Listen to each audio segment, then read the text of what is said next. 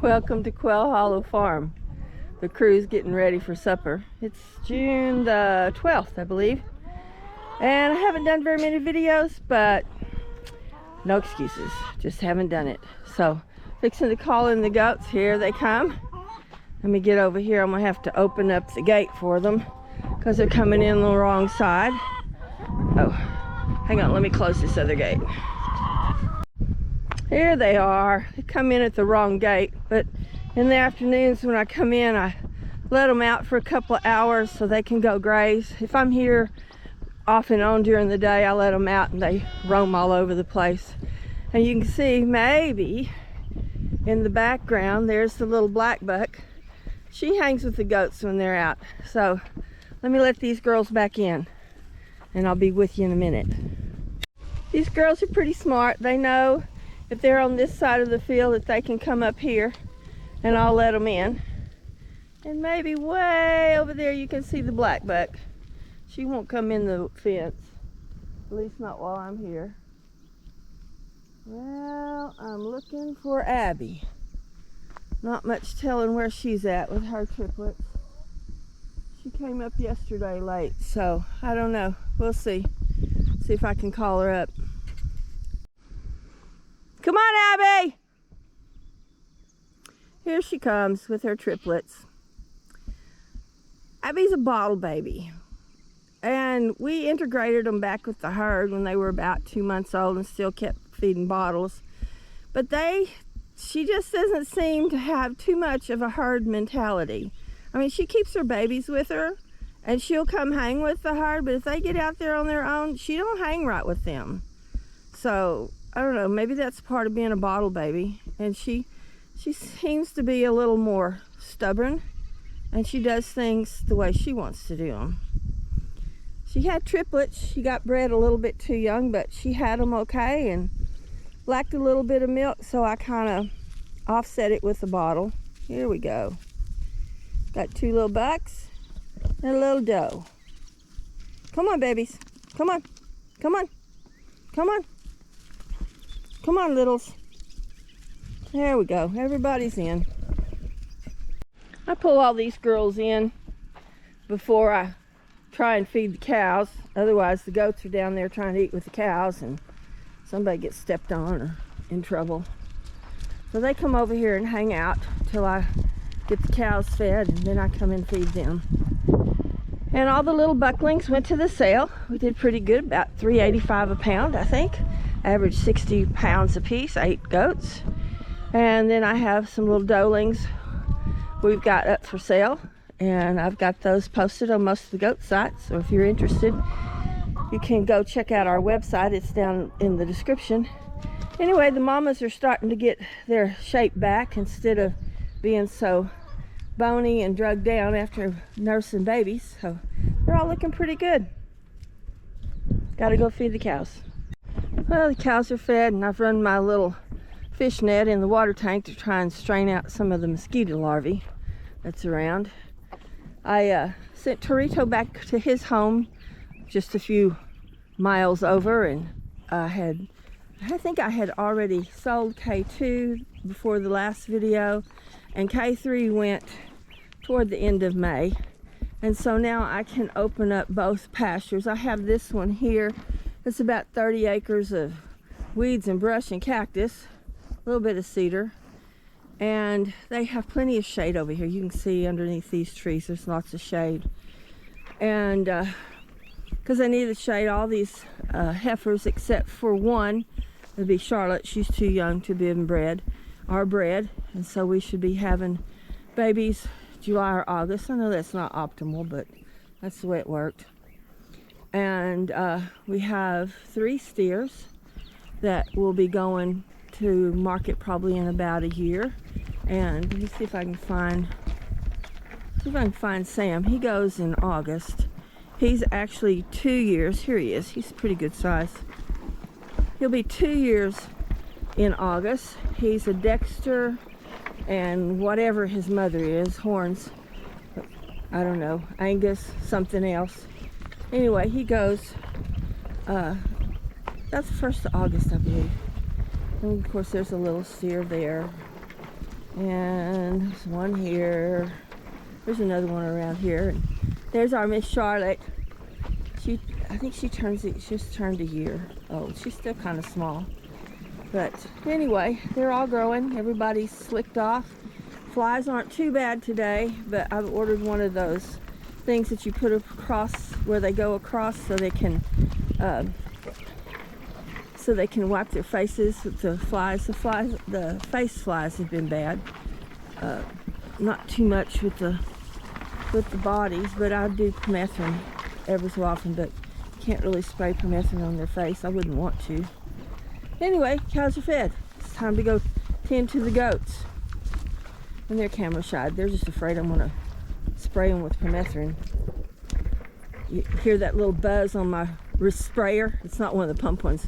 And they all take off for the hills. Doesn't matter if they're hungry or not. So you can see me out here chasing them around with that spray rig. It's not a really rig, it's just like about a gallon with a sprayer, battery operated sprayer. So you can see these girls, they're getting pretty big. These are my new little pullets. They're Easter eggers, except for the white one. Ideal Poultry out of Cameron, Texas. I got them from them. And last time I got pullets from them, they sent me another white one. So anyway, these have hopefully blue and green and olive eggs. I really love them, and I thought, well, I've got so many chickens, I don't really want to put any more, in, but it's probably better that I did. I've lost 5 of my new layers that started laying in January and February to the heat. It's been 100 plus a couple of days, and the humidity's been bad, so I've lost some of those, and even one of my older girls up there by the chicken truck. So anyway, I guess my desire for colored eggs probably was a good thing this time. So I'm still getting a lot of eggs. I was getting 20 to 25. I'm dropped down to about 20 dozen a week out of my girls, and it's not too bad. Like I said, you hate to lose any of them, but when it's hot like this, there's not a whole lot I can do to spare them, especially when they get into, one of them got into one of the sea containers and just, I don't know, it wasn't closed up. She just got stuck over in a corner and I guess just couldn't get back out or figure her way back out. So anyway, but we're doing all right. We got some new little layers coming up. They should start laying probably December, January, something like that. They got here in May. I have a broody hen. See, she's not happy. But that's what she's sitting on. This isn't her egg, and she's trying to hatch out some vitamins and electrolytes with lactobacillus. Crazy chicken. And I don't know if I can get over here without getting run off. Maybe you can see her. We got a clutch of eggs over there and a guinea. I don't know if you can see her or not. I'm not getting too close. She chased my daughter off the other day. She's just watching. They're back over there. There, you can kind of see her moving around. Little guinea. She's kind of puffing up. Sitting back over there on her eggs. And I don't know if they'll hatch or not. But I can't use my wagon or my wheelbarrow at the moment. So anyway, it's all right. And don't judge my little field here. I mowed it about a week and a half ago, and we've had rain. Thank God we've had rains. So thank God for the weeds. And if I have to cut paths to get to my garden dome, I will. But it is what it is.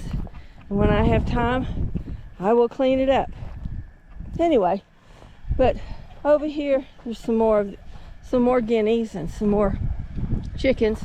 The white one I think is the last of our older ones. My son and daughter-in-law had this little white Brahma over here. I don't know if I can get up closer to her or not. And she's got to be, I don't know, 5 or 6 years old. Anyway, she's the last of the Mohicans, or the last of the Brahmas, I should say. I haven't seen the other one in about a week, so She's probably gone with the heat or age. Could be the age. Here's the guineas stealing all of the chicken food. When my daughter got chased by that other one, these three set up guard, wouldn't let anybody over here for about half a day. But they're funny creatures. They're not tame, and I don't know if anybody could tame them, even when they were pullets and you're raising them. They don't want you to touch them, so that's all right. Anyway, it's part of our guinea herd. I think we have 3 more, and there's 2 over there that've been sitting, and one of them's around here somewhere. This is my feeble attempt at gardening. Weeds, Armenian cucumbers, asparagus. I've got more weeds here. There's some onions that came up over here in the mulch. And some tomatoes right here that are growing in spite of my best efforts. But these you have to water them like every other day. They're these garden earth boxes, I think is what they're called. But with this heat, you have to water every other day. If they get too dry, there's another tomato. And then I just did a hodgepodge. I had started some peppers and stuff from seed. You have to watch for them, for the spider webs. Some peppers here. Some more peppers. And some more peppers. Don't ask me to tell you what they are. I just planted them because they survived my attempt to start them in the house. I do have a chili patine started, and it's in a cup, and I have 2 more in the grow box, the grow light box. So maybe if I can find a day to get them planted outside, I'll have a special place in my front yard to let them grow. They say they're really hard to start, and it took me a little while, but they did start. And like I said, this garden needs a lot of mulch and some weeding, but we've had the rain. Thank God we have had rain, so we're not complaining about weeds. It just means we had plenty of water. Our bale grazing's still going on. I had to get the tractor and cut down. This was all that careless weed, this stuff right here, real thick, so they could get to their bale. But I think it's working. We'll have to see. We just need some carbon on the ground. You can see even here, this I cut less than a week ago, but you can still see even when you come in here with the weeds and you cut it and it falls to the ground, there's just no coverage. There's no organic material sitting on top of the ground. So it's going to take a little while. It didn't get this way overnight, so hopefully we can just keep up with the rain. Of course, 2 years of drought doesn't help too much, but maybe this bale grazing will help us. And I want to sow this field over here where the bales are. So it was something called sainfoin. I just need to locate a no-till rig to go behind my tractor. So anyway, we're still an experiment in the making, and the weeds in the growing, but I'll get started on it before too long. I did get all the weeds cut down along the electric fence along the bottom to take some of the pressure off of it. But I have a little sad news. Grace, my Kangal dog, we finally got her bred, and she was due around the 7th of this month, and I think it was the 4th or the 5th. I checked on her in the morning because she'd been kind of panting. I thought, well, she's early, and came back that afternoon and she was dead. We did a necropsy, and 12 puppies still hadn't entered the birth canal, and the necropsy seems to think it was eclampsia. So a little sad news. She'd been with me. She was 4 years old in April, and maybe waited too long to breed her. I don't know. We just had a hard time getting her bred, and so, you know, that's kind of life period, I guess. Not just life on a farm. People lose pets and people lose animals, and it's just part of that life. But you know, we have wins too. We had a good calf crop last year, and a good one coming up. A good goat crop. I didn't lose anybody.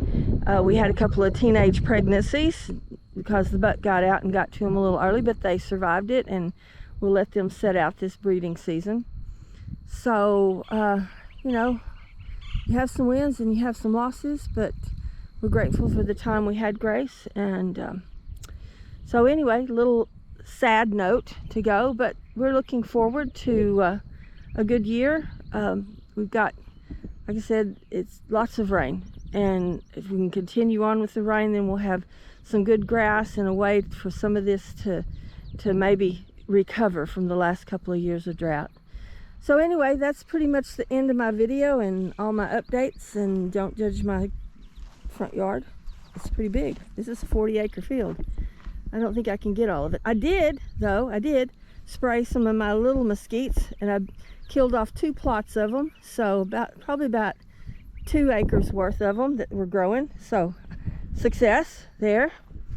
And so we're going to conclude this one, and maybe this one I'll get out. I have another one. I'll try and get it out. It's a lot earlier one. But anyway, that's it for today. Have a good evening and have a better tomorrow. And we just thank God for the rain. Just keep sending it. We love it.